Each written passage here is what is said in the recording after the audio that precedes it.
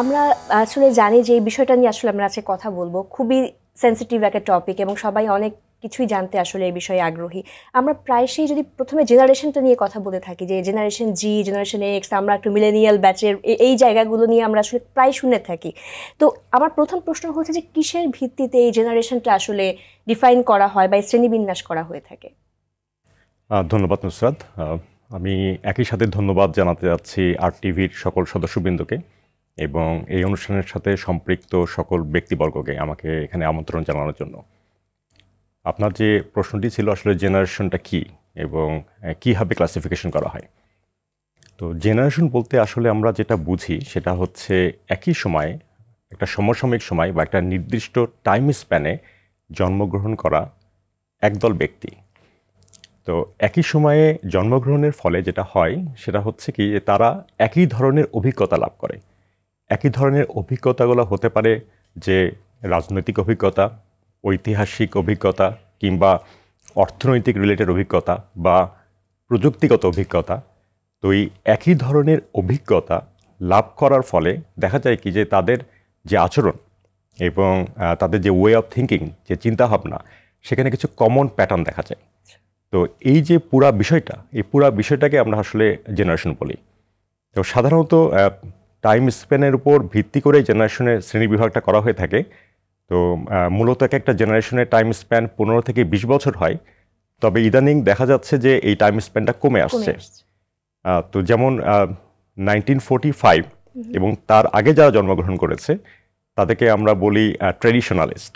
আর তারপর 1946 থেকে শুরু করে 1964 পর্যন্ত যাদের জন্ম তাদেরকে আমরা বলি হচ্ছে বেবি বুমার্স।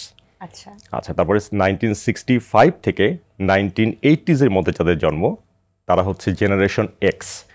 আমরা হচ্ছে বিলং করি জেনারেশন এক্সে।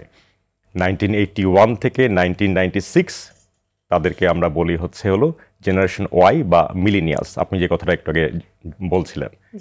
আর 1997 থেকে 2012 মধ্যে যাদের জন্ম তারা হচ্ছে জেনারেশন জেড, যেটা আমরা উচ্চারণ করি জেনারেশন জি। এবং 2013 অ্যান্ড অনওয়ার্ডস, অর্থাৎ আজকে যে শিশুটি জন্মগ্রহণ করছে তাদেরকে আমরা বলছি হলো জেনারেশন আলফা। তো এটা টাইম স্প্যানটা ডিফারেন্ট, তাদের এক্সপিরিয়েন্স ডিফারেন্ট এবং এর ফলে তাদের আচরণ এবং ওয়ে অফ থিঙ্কিংও ডিফারেন্ট। তবে একটা এখানে ইম্পর্টেন্ট ইস্যু আছে যে শুধুমাত্র যে টাইমের উপর বেস করেই আমরা হচ্ছে এই ক্লাসিফিকেশন করছি তা না, কারণ এখানে একটা জিওগ্রাফিক্যাল লোকেশনও কিন্তু ইম্পর্টেন্ট রোল প্লে করে।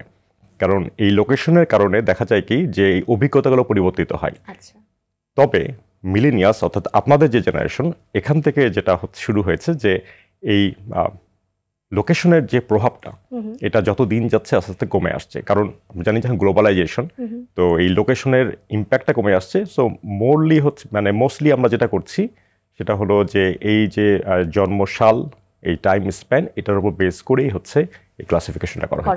কি কারণে এই ক্লাসিফিকেশনটা আসলে করা হয়? যে আচরণ এবং যে চিন্তা ভাবনা এগুলো ডিফারেন্ট হয়। এটার অন্যতম প্রধান কারণ সেটা হচ্ছে আমাদের পার্সোনালিটি, আমাদের ব্যক্তিত্ব। আমাদের ব্যক্তিত্ব ডিফারেন্ট হওয়ার কারণে আমাদের এই বিহেভিয়ার বা হচ্ছে এই চিন্তাভাবনা ডিফারেন্ট হয়। এখন এই ব্যক্তিত্ব আসলে কি? আসলে ব্যক্তিত্বটা হচ্ছে যে আমাদের বহু হান্ড্রেডস অফ আমাদের ট্রেটস আছে, বৈশিষ্ট্য আছে।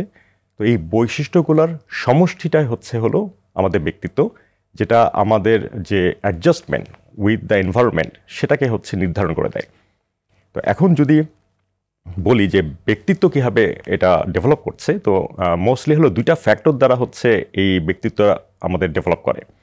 তার মধ্যে একটাকে আমরা বলি হেরিডিটি। তো হেরিডিটি হচ্ছে যে বংশগতি, তার মানে আমি আমার বাবা মার কাছ থেকে আমি অনেক বৈশিষ্ট্য কিন্তু ইনহেরিট করেছি।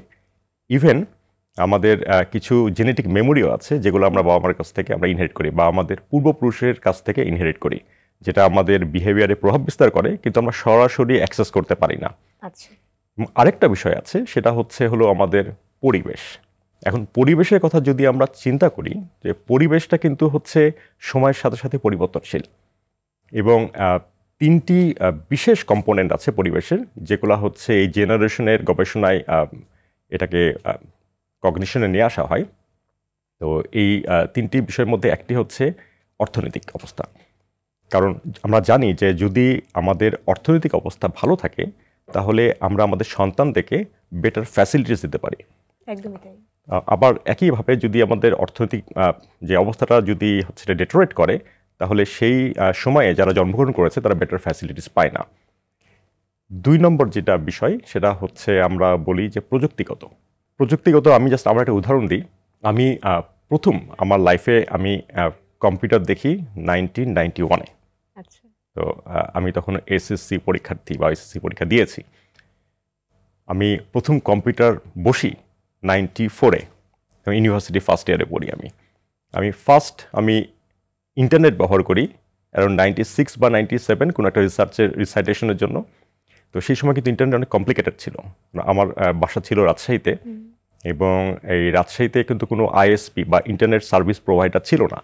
তো আমাদের হচ্ছে ঢাকার আইএসপির সাথে ডায়াল আপ কানেকশনের মাধ্যমে কানেক্ট করতে হতো, এবং সেখানে আমাদের এনডব্লিউডি কল পার মিনিটের জন্য 10 টাকা 10 টাকা, এবং হচ্ছে আইএসপিকে দিতে হতো 1 টাকা। অর্থাৎ খুবই স্লো স্পিড একটা ইন্টারনেটের জন্য সেই সময় আমাদের 11 টাকা খরচ করতে হতো।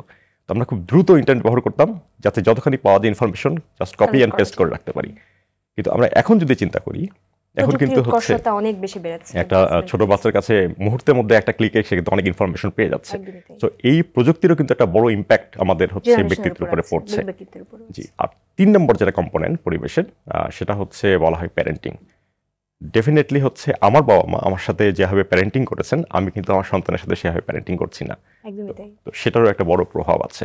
সো এই যে 3টি কম্পোনেন্ট, বা এছাড়া আর কি কি কম্পোনেন্ট আমাদের এই জেনারেশনের উপর প্রভাব বিস্তার করছে, এবং এর সাথে সাথে যে এই জেনারেশনের ট্রেনটা কোন দিকে যাচ্ছে, সেটাও খুবই ইম্পর্ট্যান্ট একটা ইস্যু, গবেষণা করার প্রয়োজন। এবং এটার উপর বেস করে আমাদের যে ফিউচার পলিসিগুলো কী হবে সেটা কিন্তু অনেকখানি নির্ভর করে।